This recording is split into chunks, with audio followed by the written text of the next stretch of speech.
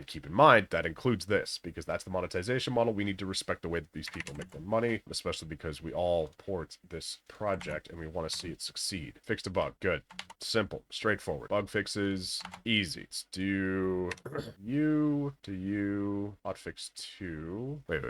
Hold on a second. Adjusted thread parties to reduce CPU overutilization. Excuse me. Fantastic. This was massive. This was a huge aspect because when we look at the early stages of this game, we can all remember how difficult it was for so many people, right? So many people wanted to love and experience this game and were unable to because of the crashes, because of the problems that prevented their system or whatever experience they were having to function properly. This is massive. And that is the reason why we consider these changes so important. Because when we look at the history of the game from the start all the way to now, this is the most important time. It's your first impression and time to, garner that player base and that support from the audience. And to have crashes, bugs, it's understandable, but it is that first impression. It is that experience that will be the most important, because now, we're a year and a half out. We're coming up on 2 years for 1.0 in December. Where are the people at? Where's the audience, right? They're gone. So where's the game if you don't have the audience, right? So this is the most important aspect timeline-wise. And we have this 1 month and this 2 month period that we're looking at. What are they doing to maintain that audience? And the bug fixes and crashes, in my opinion, are the most important when we consider finishing the game. So if you think of this as a marathon race over time, right? You've got over the course of about 2 years, and the reality of that conversation being you're spending the first,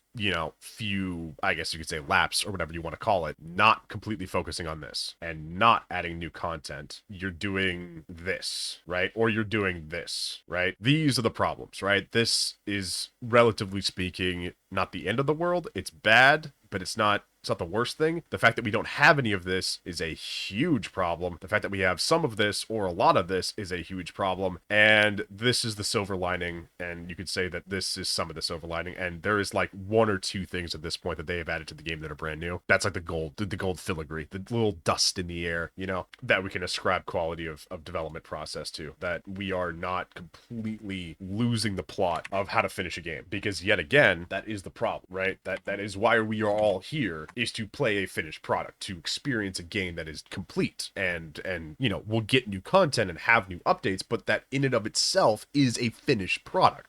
Fixed a bug, fixed a client crash, perfect. Again, when they came back from January, man, they were on it. They had a little slip up at the beginning there, but this is what we love to see. This is the huge aspect of new game, new problems, fix the new problems, right? Don't create new issues or fuss with things that aren't not working correctly. I think that's a good way to put it. If you're messing with something that isn't broken and you have things to yet to do, why are you messing with the things that aren't broken? If it's not broken, right? It's not critically crashing the game isn't finished, and you're messing with that stuff, why? That doesn't do anything for the finished game. What do we got? 0.1.1, the first big update. We have gone from 0.10 to 0.11. What do we got? I'm expecting big things. Lots of new content. Here we go. Big money, big prizes. Ooh, baby. Okay. So we love this first word here, added. That's huge. And we have some end game changes. We got some skill changes, some monster changes, general changes, unique item changes. Holy hot sauce. A lot of unique item changes, bug fixes, controller improvements. Now, console improvements, localization fixes, microtransactions. So let's go from the bottom to the top. Let's tackle this. Now, the MTX is a big deal. Why is the MTX a big deal? The MTX is a big deal because when we look at the way that this game, perpetuates itself, allows it to continue operating, this is that monetization model. It didn't sell copies. It sold, it did up to $500 for some stuff there, MTX wise. But this is your meal ticket. This is your bread and butter, right? If you have a plate, right? Let's say PoE 2 on a dinner plate, your slice of bread is MTX. Why? Because that is why we are all here. GGG is here to make money. We are here to give them money. We exchange this for this, and everyone goes goes home happy. This doesn't exist. This doesn't exist. So we have to respect the reason for everything happening in this way, because that is, again, when you boil it down, why we are all here. So microtransactions, as far as I'm concerned, are the greenest of green, and is as good as we are ever going to get. And that is an excellent aspect for our experience, because it means we are going to be here just that much longer. The day they stop adding MTX is the day we don't play the game anymore, because ultimately that's when the money runs out and the game shuts down. So let's take a look here. Localization fixes. Fixed number of cases of outdated translations. This is good. All of this is good. So I don't know if this is going to be, you know what, let's just put this in general. Let's say this is general and all of these are good. We got some bugs, we got some other stuff, but we'll put that in general just because, yeah, I said so. Console improvements. Everything to do with consoles, I'm going to say is good. Unless there's an extreme case, I'm going to say most of this stuff. So let's go console, let's go to you, and then let's go to you. And I want to say, if I could make this more green, I would, because that is massive. That is super huge. Item filters, it's not really more green. Okay, yeah, item filters on consoles, I can't even imagine. I cannot even imagine playing this game for 2 months and not having an item filter. That's, the game was meant to be played with an item filter. There's literally no other way. I will challenge that to the ends of the earth, and I will argue that every developer that has played this game for more than 5 minutes would do the exact same thing. So, controller improvements. I can't emphasize enough, this game was meant to be played under controller. It rocks controller experience like a movie star. It is buttery, smooth, well implemented, excellent. So, we're gonna go to the bug fixes now. We have lots of client fixes, lots of instant crashes, lots of bugs, lots of other stuff. This is the golden ticket to success.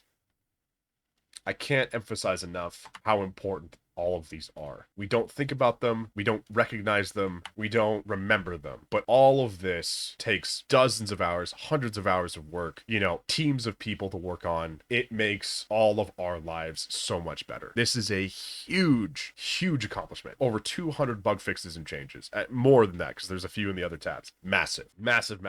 Now we are going to exit the good, and we are going to get into the bad. See all these numbers? I don't hate numbers, by the way, but I just want to point this out. See all these percentage symbols? All this is a waste of time. Every single one. Every single one of these is a colossal waste of time. You know how I know that? Because they all have the same problem. All not finishing the game. None of this matters when you think about it in very, very simple terms. Unique item changes. All right, there we go. Item fixes. Blammo. Now, I want you to think about this for a second, right? All of this, every single one. You know what this is? This is instead of...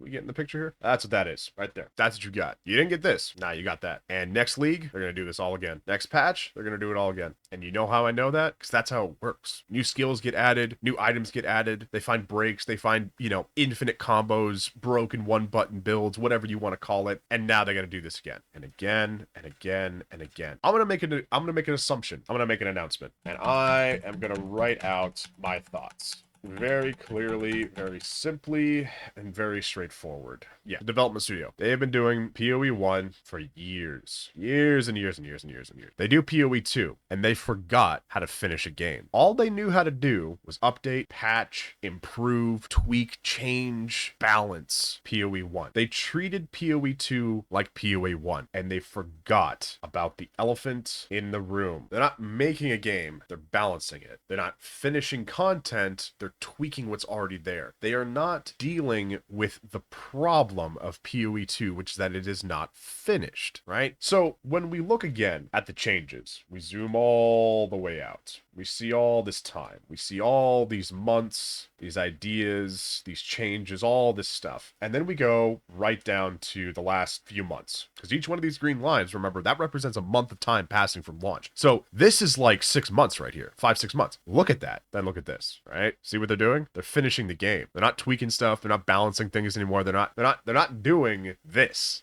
right?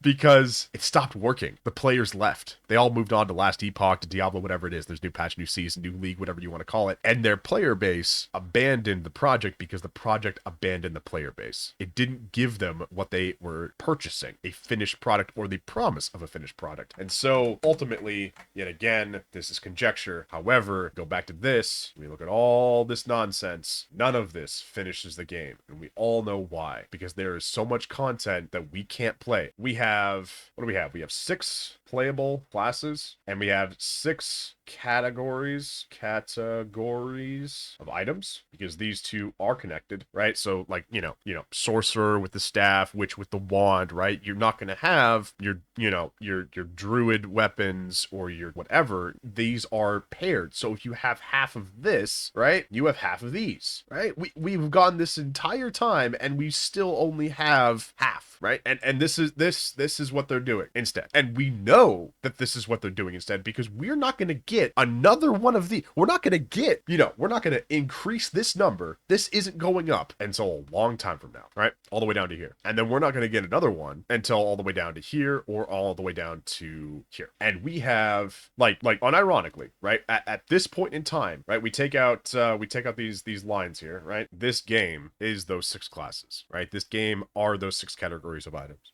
This game is the currency. It is the story. If you take all this away, you don't have a game. And when you launch a game and you have half of these things, you have half of a game. Going from 50% to 53%. Then you spend the next 18 months taking that 53% to 75%. And you could argue not even that, or you could argue it's more, whatever you want. We have a huge problem. Alrighty, and with that, we have come to the end of the video. Like the video or dislike it. If you agree or disagree, let me know why in the comments. This video is going to take quite a while to finish, and will be definitely broken up into many parts. So make sure to check out the other ones if you haven't already. I will theoretically be streaming at some point. Let's see. Yeah, that's pretty much it. All right, Aramorian signing off.